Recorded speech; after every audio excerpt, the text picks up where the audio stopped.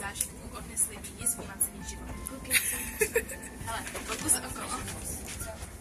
Už radši nikdy nebudu kreslit. Všichni dělej prostě. A tady je Domča. Já jsem Ča. A my jsme v Praze a právě dostane svačinku tady s těmi u popelníků. Každá dostane 3 toasty. To je libo. Potom se nikdy ani nesmělo. Jančka si udělala solo svý špagety, protože... To jsou hrozně špagety, protože nechce prostě naše toasty, no. Zabel to. Díky, aby toho nebylo málo. My dostaneme Oreo, cože? Takže jsme ve slovenském domě. A Anička čeká na lístky 10 minut. Ozýváme se vám po dalších 10 minutách, kdy Anička stále čeká ve frontě na lístky, ale už to platí, už to platí.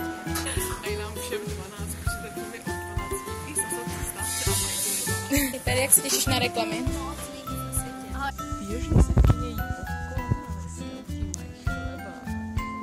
salát pipi, kolik ti stál?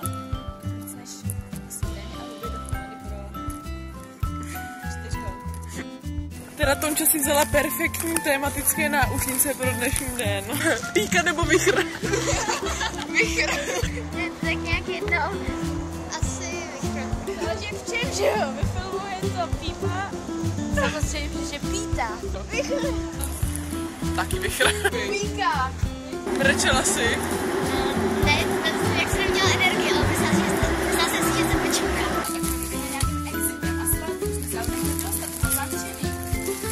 Mám nějaký pán otevřel. Nebo hrozně milé nám řekl, že neví, kudy mám jít. Ne, nějaký normální civilista. Tam z toho dělám. No já. Prosím, otevřel jenom nějaký čebrák. A budu se čekat. Jo. Pojď. Ale nesvážky, jak zase no, jako hodně jsme to vlastně. Ještě si mohli koupit jako akcie Facebooku a my s ním se stali milionářkami. Každý má ve vlaku jinou zábavu. Někdo hraje na telefonu a někdo...